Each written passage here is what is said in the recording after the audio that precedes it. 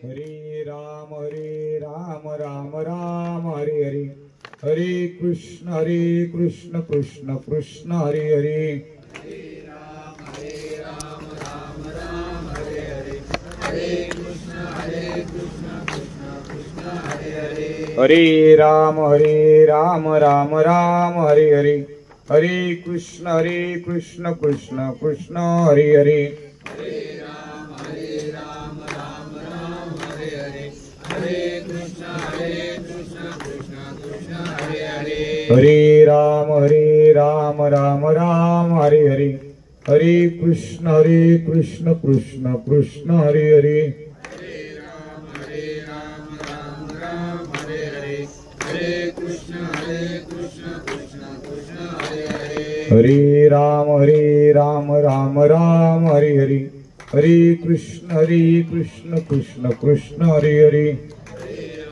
हरे राम राम राम हरे हरे, हरे कृष्ण कृष्ण कृष्ण हरे हरे, पुंडलीक वरदारी विठ्ठल श्री ज्ञानदेव तुकाराम पंढरीनाथ भगवान की, मौली ज्ञानेश्वर महाराज की जय, जगद्गुरु संत तुकाराम महाराज, प्रभु विश्वकर्मा भगवान की, संत शिरोमणी भोजलिंग काका महाराज की जय।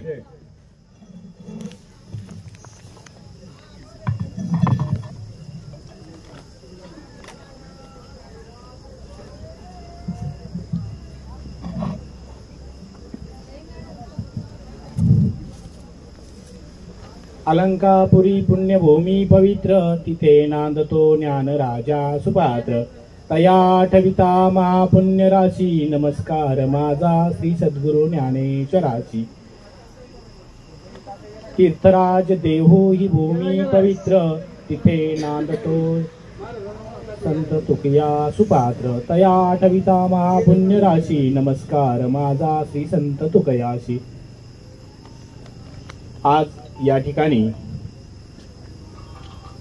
श्री विश्वकर्मा सह भोजलिंग काका दिंडी पायी सोहळा या जगद्गुरु संत तुकोबारायाच्या पालखी सोहळ्यामध्ये आपण सगळे पंढरपूरला जाण्यासाठी या पालखी सोहळ्यासोबत निघालेलो आहोत। आणि आज या बेलवाडी मुक्कामी या गायकवाड परिवाराच्या आश्रयाने आपली दिंडी या ठिकाणी मुक्कामाला आहे। या मुक्कामाच्या ठिकाणी मला आपले विश्वकर्मासह भोजलिंग काका दिंडी पायी सोहळ्याचे विश्वस्त आपले गोरक्षनाथ महाराज यांच्याकडून निमंत्रण आलं। आमचे सुप्याचे आमचे मार्गदर्शक गुरुवर्य आदरणीय जयराम अप्पा यांच्याकडून ते निमंत्रण आलं आणि ही प्रवचन सेवा तुमच्यापर्यंत पोहोचवण्यासाठी, माझा आवाज येतोय का सगळ्यांना? येतोय ना? पाठीमागे आवाज येतोय ना? तर ही प्रवचन सेवा आपल्यापर्यंत पोहोचवण्यासाठी मला आमंत्रित केलं गेलं। मी तुमच्यापर्यंत आलो आणि ही प्रवचन रूपी सेवा या पांडुरंगाच्या चरणावरती अर्पण करण्यापूर्वी सुरू करण्यापूर्वी मी तुम्हाला सांगेन की आजच्या या प्रवचन रूपी सेवेसाठी जगद्गुरु तुकोबारायांच्या गाथेतील 3267वा मी अभंग निवडलाय। हा अभंग मोठा आहे, जवळपास 12 चरणाचा हा अभंग आहे। पण कुणी एवढं काही म्हणजे हे करू नका, जास्त वेळ घेतो का काय याचं म्हणजे जात आहे असं नका वाटू देऊ। मी थोड्या वेळामध्ये, तुम्ही सगळे कंटाळलेले असाल तरीही एकाच्याही चेहऱ्यावर मला असा कंटाळा जाणवत नाही, उत्साही दिसतंय सगळे चेहरे एकदम फ्रेश टवटवीत। तसं ते वारीचं हेच असतं की एक वैशिष्ट्य म्हणायला हरकत नाही की अगदी घरातून निघाल्यापासून पंढरीच्या वळवंटात पोहोचेपर्यंत कुठून ही शक्ती येते हे काही कळत नाही, हा उत्साह कुठून येतो हे समजत नाही, किंवा ही स्फूर्ती जी आहे, कधी तो टप्पा 12 किलोमीटरचा आहे, कधी 15 किलोमीटरचा आहे, कधी 20, 22, 25 किलोमीटरचा आहे। वारीमध्ये रोज नवनवीन चेहरे आपल्याला भेटतायत, नवनवीन माणसं आपल्याला भेटतायत, कुणीही म्हणजे जवळपासचं नाही, तरीही अनोळखी याच्यामध्ये कुठून ही ऊर्जा येते हे त्या भगवान परमात्म्या पांडुरंगालाच माहिती कुठून ऊर्जा येतोय ते. त्यामुळे हे सगळेचे सगळे चेहरे मला आज टवटवीत दिसत आहेत. आणि आता एवढं सांगितल्यानंतर आता मी प्रवचनाचा अभंग तुमच्यासमोर सादर करतो. तुकोबारा यांच्या गाथेतील 3267 क्रमांकाचा हा अभंग. पवित्र ते कुळ पावन तो देश, जेथे हरीचे दास जन्म घेती. कर्मधर्म त्याचा झाला नारायण, त्याचेनी पावन तिन्ही लोक. वर्ण अभिमाने कोण झाले पावन, ऐसे द्या सांगोन मजपाशी. अंत्यजादी योनी तरल्या हरिभजने, तयाची पुराणे भाट झाली. वैश्य तुळाधार गोरा तो कुंभार, धागा हा चांबार रोहिदास. कबीर मोमीन लतिफा मुसलमान, सेना नावी जान विष्णुदास. कानो पात्रा खोदू पिंजारी तो दादू, भजनी अभेदू हरीचे पायी. चोका मेळा बंका जातीचे महार, त्यासी सर्वेश्वर एके करी. नामयाची जणी कोण तिचा भाव, जेवी पंढरी रावत ये सगळे. मैराळ जनक कोण कुळ त्याचे, महिमान तयाचे काय सांगो. यातायाती धर्म नाही विष्णुदासा, निर्णय हा ऐसा वेदशास्त्री. तुका म्हणे तुम्ही विचारावे ग्रंथी, तारिले पतित नेणो किती. तुकोबारायांचा हा 12 चरणाचा मोठा अभंग आहे, त्यामुळे सलग मी वाचला. तुकोबाराय या अभंगामध्ये पहिल्याच चरणामध्ये सांगतात, पवित्र ते देह, पवित्र ते कुळ, पावन तो देश. म्हणजे ते कुळ पवित्र आहे, तो देश पावन आहे, जिथं हरीच्या दासांनी जन्म घेतलेला आहे. कर्मधर्म त्याचा झाला नारायण. आपण जे वावरतो समाजामध्ये, घरामध्ये, कुटुंबामध्ये, तर आपल्या कामातून, आपल्या वागण्यातून, आपल्या बोलण्यातून कुठल्याही जीवाचा द्वेष, मत्सर घडला नाही पाहिजे. तर आपल्या कर्मधर्मातूनच बऱ्याच काही गोष्टी घडून जातात. पापपुण्याच्या ज्या गोष्टी आपण ऐकत असतो त्या गोष्टी आपल्या वागण्या बोलण्यातूनच येतात ना.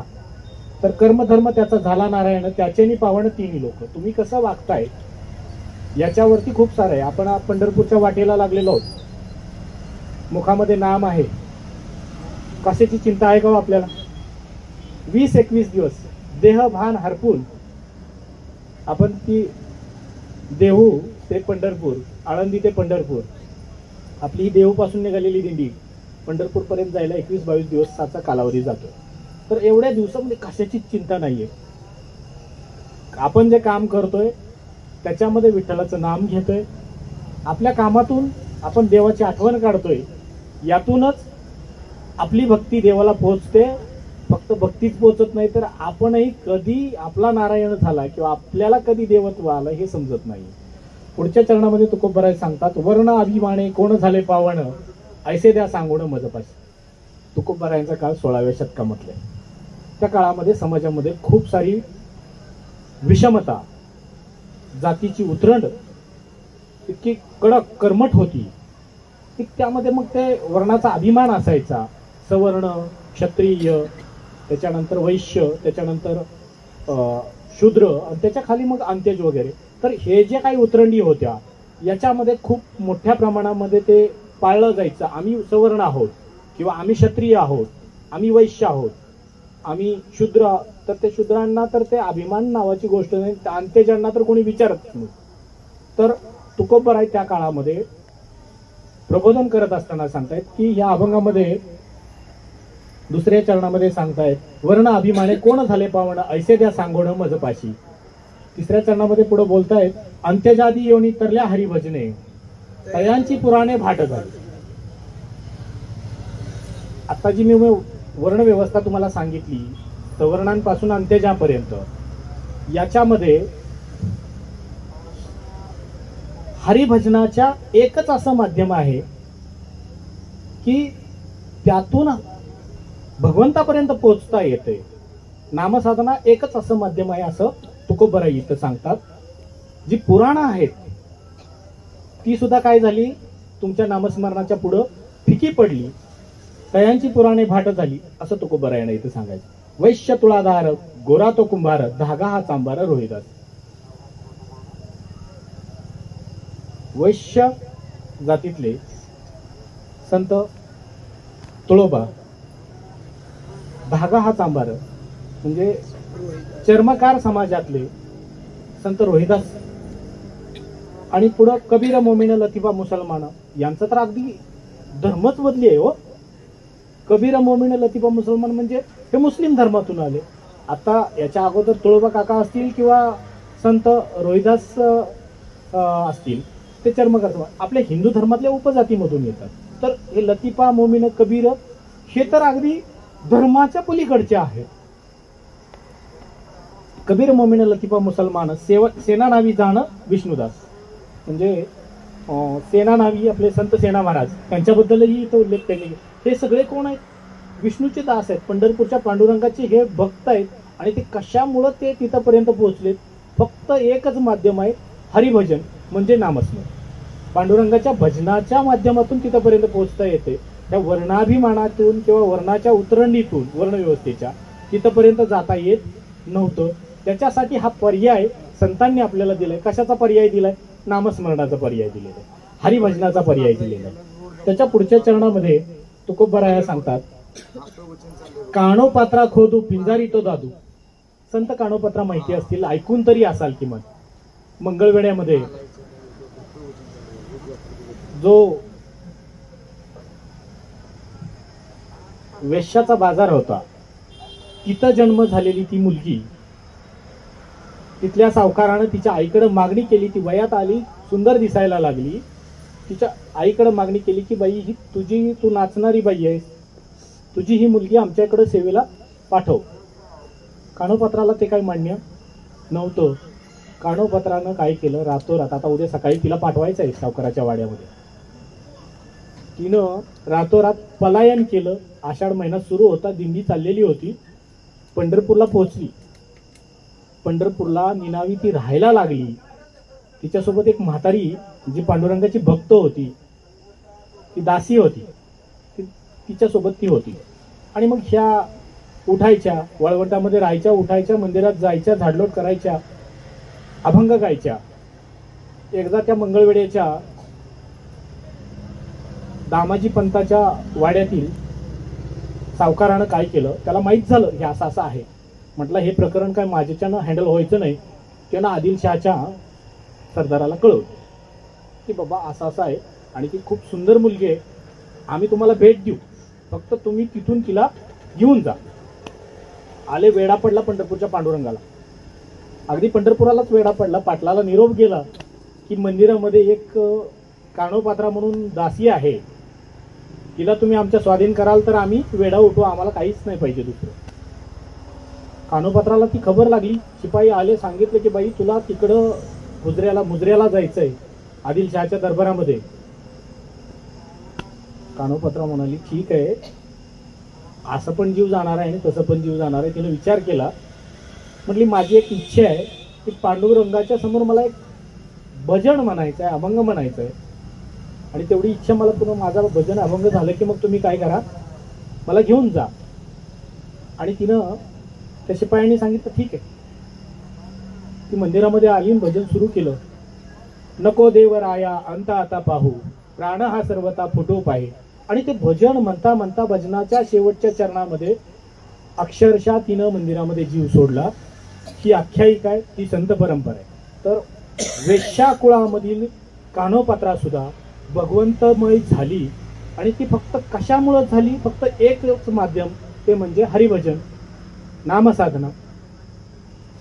तो उल्लेख तुकोबरायांच्या या अभंगामध्ये आलेला आहे. कानोपात्रा खोदू पिंजारी तो दादू, भजनी अभेद्य भेदू हरीचे पायी. चोका मेळा बंका जातीचे महार, त्याशी सर्वेश्वर एक करी. त्या काळामध्ये वर्णव्यवस्था इतकी बोकळलेली होती, कर्मठपणा समाजामध्ये इतका जबरदस्त होता. आता तो कमी आहे, नाही म्हटलं तरी थोडाफार आहे, पण बऱ्यापैकी नाहीसा झालाय म्हणायला हरकत नाही. पण त्या काळामध्ये इतकी कर्मठ व्यवस्था होती की दलित समाजातील लोकांना गावामध्ये दिवसा सकाळी फिरता येत नव्हतं. सकाळी यायचंच नाही त्यांनी. दुपारी 11-12च्या पुढे यायचं, पाठीमागं मग ते झाडू वगैरे बांधून, मग आपण ऐकलेलं आहे हे सगळं. तर संत चोखामेळा, संत बंकटस्वामी हे जे आहेत हे दलित समाजातून, महार जातीतून यायचे. त्यांना भक्ती करणं तर नाहीच नाही, शक्यच नव्हतं, पण हे फक्त हरिभजनाच्या माध्यमातून भगवंतापर्यंत पोहोचता आलं, असं वर्णन तुकोबरायांनी या अभंगामध्ये केलेलं आहे. चोका मेळा बंका जातीचे महाराज त्याशी सर्व शहर ऐक्य करी, नामयाची जणी कोण तिचा भाव, जेवी पंढरी राव ती सवे.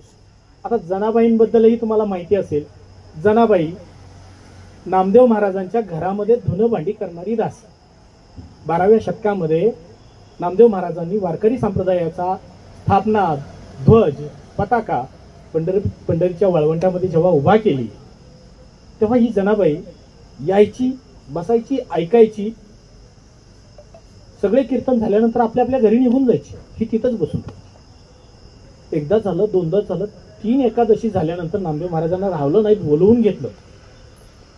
या माऊली, तुम्ही या, तुमचा परिचय द्या, तुम्हाला आम्ही पाहतो. कीर्तन संपल्यानंतरही तुम्ही इथंच असता, राहता कुठं? जनाबाईंनी सांगितलं की मी इथंच राहते म्हणे. जेवता कुठं, खाता पिता कुठं? कुणी देईल ते खाते. इतर वेळी मंदिरात झाडझूड करते, साफसफाई ठेवते. कुणी काही देईल ते खाते. मी वाळवंटात आणि मंदिर एवढ्याच परिसरामध्ये असते. घरी नेलं. घरी नेल्यानंतर आता जनाबाईंच्या बद्दल अजून एक आख्यायिका आहे. मी जी सांगतोय ही एक आख्यायिका मी वाचली, ऐकली, ते तुम्हाला सांगतोय. ह्याच्यापेक्षा एक दुसरी आख्यायिका आहे. जनाबाईंचे करुड असं आईचं नाव आहे आणि दामाजी असं वडिलांचं नाव आहे. ते परभणी जिल्ह्यातले.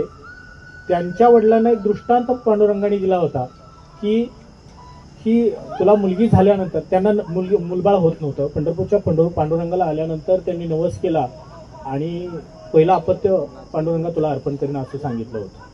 आणि त्या नवसाच्या पित्यात त्यांना मुलगी झाली, अशी एक आख्यायिका आहे. आणि ती मुलगी झाल्यानंतर दृष्टांत झाला आणि दामा शेट्टी यांच्या घरी तुम्ही तिला द्या, ते खूप मोठे विठ्ठल भक्त आहेत, अशी ही एक आख्यायिका. आणि मी सांगतोय ती एक आख्यायिका. नामदेव महाराजांचं आणि त्यांची भेट झाली, ती जनाबाई वारीमध्ये चुकली होती, अशी मी वाचलेली कथा ते सांगतोय. तर नामदेव महाराजांनी विचारपूस केली. विचारलं, आमच्याकडे राहाल का तुम्ही?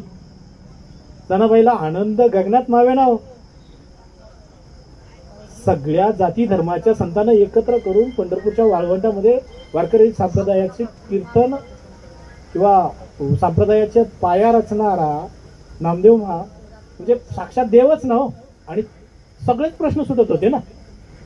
आश्रम मिळाला, सगळंच मिळालं, आधार मिळाला मोठा. आनंदित झाल्या, राहायला गेल्या तिथं. आणि तिथं त्या दासी म्हणूनच होत्या. पण त्यांना तिथंही त्या काळामध्ये आपल्याला शिक्षणाचा, महिलांना अधिकार कधी मिळाला, इतिहास काय सांगतो आपला? भारत स्वातंत्र्य झाल्यानंतर 1949 मध्ये महात्मा ज्योतिराव फुलेंनी, सावित्रीबाई फुलेंनी 1949 मध्ये 48 मध्ये भिडेवाड्यामध्ये पहिली शाळा काढली. हा इतिहास आपण आहे. पण 12व्या शतकामध्ये जनाबाईंच्या रचना आहेत. माझा वारकरी संप्रदाय ह्याच्याही पलीकडचा आहे. हे इतिहास आत्ताचा आहे. जनाबाईंचं शिक्षण त्या काळामध्ये किती असेल? लोक टॉन्टिंग करायला लागले. बायकांना खूप बंधनं होती. नामदेव महाराज गेले पंजाब प्रांतामध्ये, अगदी पाकिस्तानमध्ये पण त्यांनी गुमानपर्यंत त्या भागवत धर्माचा प्रचार प्रसार केला. त्या काळामध्ये ही धुरा सांभाळायचं काम जनाबाईंनी केलेलं पाठीमागं. लोक टॉन्टिंग करायचे, तिच्यावर दडपण टाकायचे, आरोप करायचे, आळ घ्यायचे.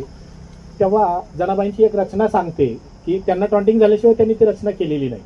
की डोईचा पदर आला खांद्यावरी, भरल्या बाजारी जाईन मी, अशा पद्धतीची ती रचना आहे. तर त्याच्यामध्ये जनाबाई काय सांगतात की भरल्या बाजारात मी जाते, म्हणजे त्या काळामध्ये बायकांना बाजारामध्ये जाण्याचं सुद्धा स्वातंत्र्य नसावं, हे यातून आपल्याला दिसून येतं. पुढच्या चरणामध्ये तुकोबराय सांगतात, मैराळ जनक कोण कुळ त्याचे, महिमान तयाचे काय सांगू. जे संत मैराळ, संत जनक जे आहेत त्यांचं कुळच माहीत नाही, पण ते भगवंताला लीन झालेत, भगवंतापर्यंत पोहोचलेत, असं तुकोबरायला इथं सांगायचं. याता याची धर्म नाही विष्णुराचा, निर्णय ऐसा हा वेदशास्त्र. हे जे हरिभक्त आहेत, हे जे पंढरपूरच्या पांडुरंगाकडं ओढीनं, आस्थेनं, श्रद्धेनं निघालेले जेवढे आहेत, त्यांना कुठलाही धर्म नाही, कुठलीही जात नाही, म्हणजे इथं पाळलं जात नाही असं सांगायचं आहे. याता याती धर्म नाही विष्णुदासा. हे जे विष्णुदास आहेत यांच्यामध्ये धर्म नाहीये, जात नाही, कुठली पंथ नाही. एकमेकाला आपण अभिवादन करताना काय करतो? माऊली म्हणून नमस्कार करतो, एकमेकाच्या पायाला हात लावतो आणि दर्शन घेतो. पंढरीचे लोका नाही अभिमान, पाया पडती जन एकमेका.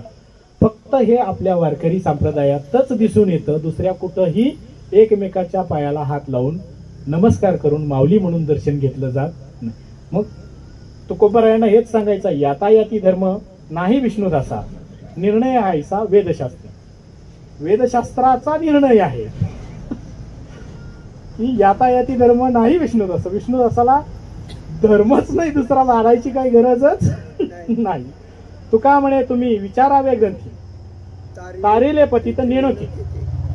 हे जे काही ग्रंथ मी समोर घेऊन बसलो, हाच नाही तर बाकीचे खूप सारे ग्रंथ तुम्ही अभ्यासू शकता, त्याचं परीक्षण करू शकता आणि त्याच्यामधून तुम्हाला हेच दिसून येईल की कितीतरी असे विविध जाती धर्मातले संत महंत फक्त हरिभजनानं आणि पांडुरंगाच्या नामस्मरणानं तारलेले आहेत, असा दाखला आपल्याला तुकाराम महाराज या अभंगामधून देतात. वेळेकडे बघतो, महाराजांनी मला 20-25 मिनिटात सांगितले तुम्हाला जेवण करायचंय, तुम्ही चालू ठेवा म्हणाल तर मी पुढे चालू ठेवतो, नाही तर मग पुंडलिकावरती करायला काय करायचं महाराज, चालू द्या का. आता आपण पंढरीच्या वाटेवर चाललेलो आहोत. पांडुरंगाचा भक्त व्हायला काय लागतं? बुक्का आणि तुळशीमाळ. गळ्यामध्ये तुळशीमाळ असेल, कपाळाला बुक्का असेल, झाला ना पांडुरंगाचा भक्त. मनामध्ये श्रद्धा पाहिजे, भाव पाहिजे. ज्याच्याकडं ज्याच्या मनामध्ये भाव आहे, भक्ती आहे, ज्याला पांडुरंगाची आवड आहे, ज्याला पंढरीच्या वाटेवर चालावं वाटतंय, त्याच्यामध्ये सामील व्हावं वाटतंय, पांडुरंगाचं दर्शन घ्यावं वाटतंय, तिथं कुठलीही जात लागत नाही, तिथं कुठलाही वर्ण लागत नाही, कुठलाही धर्म लागत नाही. ही तुकाराम गाथा माझ्यासमोर जी ठेवलेली आहे, ह्या गाथेचं पुनरुत्थान म्हणजे पुनर्गठन लिहिण्याचं काम, गाथा बुडवली हे आपण सगळ्यांनी ऐकलेलं आहे. इंग्रजांचं राज्य होतं हे पण आपण ऐकलेलं आहे. 1868 मध्ये मुंबई विद्यापीठाचे कुलगुरू होते एल्फिन्स्टन म्हणून, सर एल्फिन्स्टन. वाङ्मयाचे अभ्यासक. इंग्रज आपल्यापासून हजारो लाखो किलोमीटर दुरीवरून आपल्यापाशी आले होते, आपल्यावरती त्यांनी राज्य केलं असं आपण ऐकतो, पण त्याच्यामध्येही काही लोक चांगली होती. मग हा अभ्यासक ह्यांनी अभ्यास करायला सुरुवात केली की आपण मुंबई प्रांताचा, मुंबई विद्यापीठाचा कुलगुरू आहे, शिक्षण क्षेत्र आहे. मग त्यांनी इथल्या भाषेचा अभ्यास करायला सुरुवात केला, इथलं वाङ्मय शोधायला सुरुवात केलं. असं त्यांच्या लक्षात आलं की बरेचसे लोक तुकाराम महाराजांचे अभंग म्हणतायत. त्यांनी त्याचं कलेक्शन सुरू केलं. काय केलं? कलेक्शन म्हणजे असं गोळा करायला सुरू केलं. 1868 मध्ये 24 लाख रुपये सरकारी खर्चातून हे अभंग जुळवण्यासाठी मुंबई प्रांताच्या इयरली प्लॅनर, म्हणजे इयरली प्लॅनिंग जे असतं, वार्षिक आर्थिक जो लेखाजोखा असतो, त्याच्यामध्ये त्यांनी ते सँक्शन केलं आणि हे आपल्यासमोर आजचा जो उपलब्ध गाथा आहे, सरकारी गाथा ज्याला म्हणतो आपण, तो गाथा तयार झाला. एल्फिन्स्टन आपल्या जाती धर्माचे होते का हो? ते ख्रिश्चन. इथं मगाशी अभंगामध्ये उल्लेख आला लतिफा, कबीर, मोमीन, हे मुस्लिम धर्मीय आणि बाकी मग जेवढे संत झाले ते विविध जाती धर्मातील. तर पंढरीच्या पांडुरंगाचा भक्त होण्यासाठी कुठल्याही जाती धर्माची आट नाही, यातायाती धर्म नाही विष्णुदासा. निर्णय हा ऐसा वेदशास्त्र. तुकोबरायांच्या ह्या शेवटच्या चरणावरती मी आणलं ते शेवटी. तर पंढरीचा पांडुरंगाचा भक्त होण्यासाठी मनामध्ये भाव पाहिजे, भक्ती पाहिजे. त्याच्या पलीकडे जाऊन बुक्का आणि तुळशीमाळ, तुळशीमाळेवर येतो थोडंसं. तुळशीमाळ आपण गळ्यामध्ये घालतो म्हणजे पांडुरंगाचा भक्त झालो असं सगळे, म्हणजे एक आपलं हेच आहे, काय म्हणतात त्याला, प्रतीक. तर ते तुळशीमाळेच्या अगोदर सांगतो, आपल्यामध्ये एखादा मयत झालं तर त्या प्रेताच्या तोंडामध्ये तुळशीपत्र ठेवलं जातं किंवा तुळशीपत्र घरादारावर सोडलं आणि मी एखाद्या संघटनेमध्ये, एखाद्या आंदोलनामध्ये, एखाद्या चळवळीमध्ये सहभागी झालो, तुळशीपत्र ठेवून आलोय असं सांगतात. मग ते तुळशीपत्र किंवा तुळशी हे कशाचं प्रतीक आहे? तर ते देवाला अर्पण केल्याचं प्रतीक आहे. गळ्यामध्ये ज्या दिवशी ही तुळशीमाळ पडते, आता तुळशीमाळ कशी घातली जाते? पांडुरंगावर श्रद्धा आहे, वारीची ओढ आहे आणि त्या प्रवाहामध्ये सामील होतोय, अशी व्यक्ती वारकरी संप्रदायातल्या हबप कीर्तनकार, प्रसिद्ध प्रवचनकार अशा लोकांकडं जातात, त्यांच्याकडनं प्रभावित होतात त्यांच्या विचारानं. त्यांना सांगतात की माझा मनोदय आहे, मलाही वारकरी व्हायचंय, मला माळ घालायची आहे. ते गुरु पण म्हणतात ठीक आहे, काही हरकत नाही, तुम्ही या आमच्याकडं. मग ते एखाद्या प्रवचनाला, एखाद्या कीर्तनाला ते ठरतं की इथं तुम्ही या, आळंदीमध्ये या किंवा पंढरपूरमध्ये या, देहूत या. आणि मग तिथं आल्यानंतर त्याला ती माळ घातली जाते, तो कीर्तन करणारा तो गुरु. बाकी संप्रदायामध्ये, पंथामध्ये, वेगवेगळ्या समूहामध्ये, प्रवाहामध्ये गुरु हा खूप वेगळा गुरु आहे आणि वारकरी संप्रदायातला गुरु खूप वेगळा. वारकरी संप्रदायातला गुरु काय सांगतो, तुम्ही मदिरा, मद्यप्राशन किंवा मांस याचं पूर्ण टाळलं पाहिजे. त्याच्या पलीकडे जाऊन काय सांगतो, रामकृष्ण हरी जो संतांनी आपल्याला मंत्र दिलाय, तो मंत्र वर्षातून किमान एक तरी वारी आपल्याला पंढरपूरच्या असू द्या, आळंदीच्या असू द्या, घडली पाहिजे. हे 4-5 आणि सोपे साधे कटाक्षे, याच्या पलीकडे वेगळं काही नाही. पण दुसऱ्या पंथामध्ये तुम्ही जाल, तिथं पाल गुरु करायचा म्हटलं, ते गुरुनं पूजा अर्चा काही विधी सांगितले तर त्याचा आमाप, अगदी तो भक्त कोणत्या पद्धतीचा आहे, त्याची स्थिती कशी आहे, त्याच्यावर हे करून त्याचं मग ते ठरवलं जातं की बाबा एवढा विधीला खर्च येईल. अगदी तो हजारामध्ये असतो. पंढरपूरच्या वारकरी संप्रदायामध्ये, या वारीमध्ये असं काही नाही. तुळशीमाळा आणि बुक्का एवढं असेल तरी गुरु झाला. अगदी मग ते पेढे वाटून माळ घातल्यानंतर माऊलींच्या समाधीवरती माळ ठेवली जाते किंवा पांडुरंगाच्या चरणावरती नामदेव पायरीवर पण माळ ठेवून वारकरी झालेले मी खूप पाहिलेले आहेत. इथं कुठलीही विशेष अशा काही अटी नाहीत, कुठलीही जाचक त्रासदायक अशी काही भक्तीचा मार्ग नाही. आणि मग या वारकरी संप्रदायामध्ये आपण सगळे आहात, याचा खरंच मनोमन आनंद आहे. नाहीतर आपण सगळे हिंदू धर्मात पण आहोत आणि हिंदू धर्मामध्ये वेगवेगळे पंथ पण आहे. वारकरी संप्रदाय माझा स्वच्छ आहे, पवित्र धुतलेल्या तांदळासारखा, पवित्र दुधासारखा पांढरा शुभ्र असा माझा वारकरी संप्रदाय. मला आनंद वाटतो, मला अभिमान पण वाटतो माझ्याच हिंदू धर्मामध्ये. आपा तुम्ही मध्ये काशीला जाऊन आला, भगवे वस्त्र एकदम, मला त्यांना नावं अजिबात ठेवायची नाही, ठेवणार पण नाही, पण कर्मठपणा इतका जबरदस्त. आमचा एकही हबप अर्वाच्य भाषा बोलू शकत नाही, बोलणार पण नाही, पण भगवे वस्त्र धारण केले की कुठून ती भाषा येते, कुठून तो कर्मठपणा येतो, संतांनी आपल्याला ते शिकवलेलं नाही. आणि आमचा वारकरी संप्रदायातला कोणीही ते स्वीकारणार पण नाही. इतकं त्यांचं जबरदस्त पसरवण्याचं चाललेलं आहे. पण माझ्या वारकरी संप्रदायात कुठल्या दिंडीमध्ये तुम्हाला भगवी वस्त्र घातलेली अख्खी दिंडी दिसली हो? एकही नाही. आमची फक्त भगवी पताका आहे, तेही भागवत धर्माची, त्याला खळ दिलेली. प्रत्येक दिंडीमध्ये समोर ती पताका आहे. म्हणजे मला त्यांना नावं ठेवायची नाही किंवा त्यांचा द्वेषही करायचा नाही. आम्हाला संतांनी द्वेष अजिबात शिकवलेला नाही, आपल्याला करायचा पण नाही. येस माऊली, आता मी तुम्हाला सांग, माऊलींनी भागवत गीतेचा अनुवाद मराठीमध्ये केला आणि शेवटी मागणं मागितलं, आता विश्वात मके देवे, येणे वागयज्ञे तोषावे, तोषोनी मज द्यावे पसाय दाणे, जे खळांची व्यंकटी सांडो तया सत्कर्मी रती वाढ. जे खळांची व्यंकटी सांडो म्हणजे जे कोणी असे विषमता पसरवणारे आहेत त्यांचा तो दोष निघून जाऊ, अशी मागणी माऊली करतात. आणि जो जे वांचिल तो ते लाहो प्राणीजत, ज्याला जे इच्छा आहे त्याची ते सगळं त्याला मिळो. या प्राणी मात्रामधील जो प्राणी जो इच्छा धारण करतो ते त्याला मिळो. पण त्याची व्यंकटी म्हणजे जे खोड्या करायची सवय आहे किंवा द्वेष विषमता पसरवण्याची जी सवय आहे ते गळून पडो, असं माऊलींचं मागणं आहे. म्हणजे संतांनी आपल्याला समता शिकवली, विषमता अजिबात शिकवलेली नाही. थांबतो.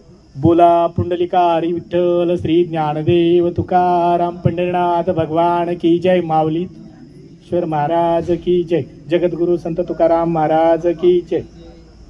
आचार्य मके देवे, येणे वागयज्ञे तोषावे, तोषोनी द्यावे पसाय दाने, जे कळांची व्यंकटी सांडो तया सत्कर्मी रती वाढो, भूता परस्परे पडो, मैत्र जीवांचे दुर्तांचे तिमिर जाओ, विश्वस्वधर्म सूर्य पाहो, जो जे वांचिल तो ते लाहो प्राणी जात वर्षत सकळ मंगळी ईश्वर निष्ठांची मांदी आळी आणवर्त भूमंडळी भेट तया भूता चला कल्पतरूंचे आरव चेतना चिंतामणीचे गाव कुल तेजे अर्णव पियुषांचे चंद्रमेजे अलांछन मार्तंड जे तापहीन ते सर्वाई सदा सज्जन सोयीरे होत किंबहुना सर्व सुखी पूर्ण होणी ती लोकी भजिजो आदी पुरकी अखंडित आणि ग्रंथोपजीवे विशेषी लोकीये दृष्टादृष्ट विजय होवावेजी एक म्हणे विशेष राव हा होईल दान पसाव येणेवर ज्ञानदेव सुख्या झाला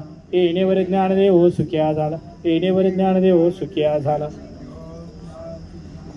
या ठिकाणी या प्रवचन रूपी सेवेमध्ये ज्या काही चांगल्या गोष्टी तुमच्या कानावर पडल्या असतील त्या माझ्या नाहीत. थोडीले भंडार दण्याचा हा माल मी तव हमाल भारवाई हे ज्ञानाचं जे भांडार आहे संत साहित्याचं जे भांडार आहे याचा मालक तो पंढरपूरचा पांडुरंग आहे. त्या धन्याचा हा माल आहे आणि मी काय आहे हमाल आहे ते तुमच्यापर्यंत पोहोचवण्याचं काम मी केलेलं आहे. आणि त्यात जर काही चुकीचं वाटलं असेल कोणाच्या भावना दुखावल्या असतील तर त्या एक छोटा भाऊ म्हणून छोटा तुमच्याच घरातला म्हणून मला माफ करावं असं मी या ठिकाणी म्हणतो. आणि झालेली सेवा सद्गुरू भोजलिंग काका आणि भगवंत विश्वकर्मा यांच्या चरणी अर्पण करून पांडुरंगाला नमस्कार करतो. रामकृष्ण हरी.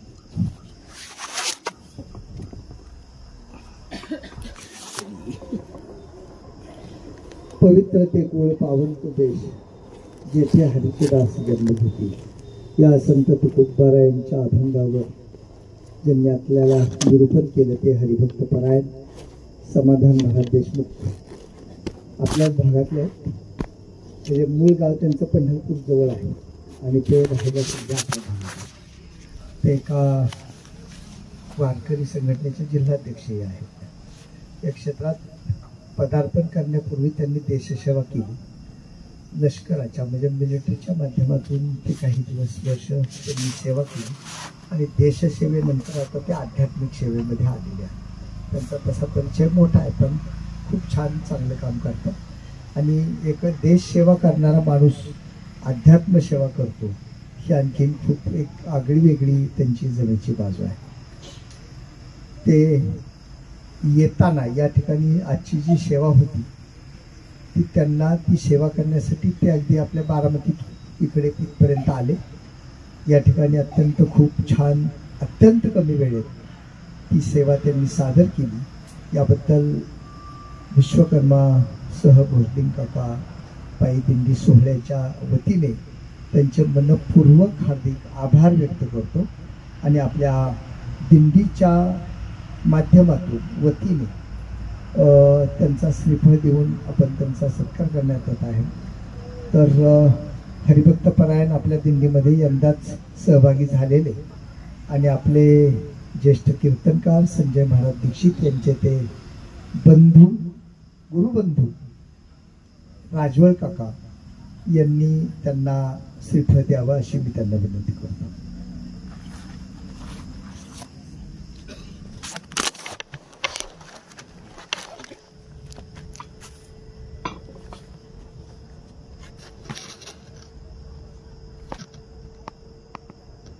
यानंतर पुढील सूचना आपल्याला आपल्या दिंडीचे सोहळा प्रमुख आपल्याला पुढील सूचना देते. पुंडलिक अवतार विठ्ठल श्री ज्ञानदेव तुकाराम पंढरीनाथ भगवान की जय.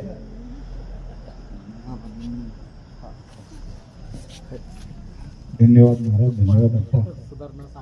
आज या ठिकाणी विश्वकर्मा सह भोजलिंग काका दिंडीचा सोहळा देहू पंढरपूर जात असताना जो संसारचा मुक्काम आपल्या बेलवाडी या ठिकाणी करत आहोत. बेलवाडीचा मुक्काम करत असताना महाराजांनी या ठिकाणी प्रवचन करत असताना जातीबद्दल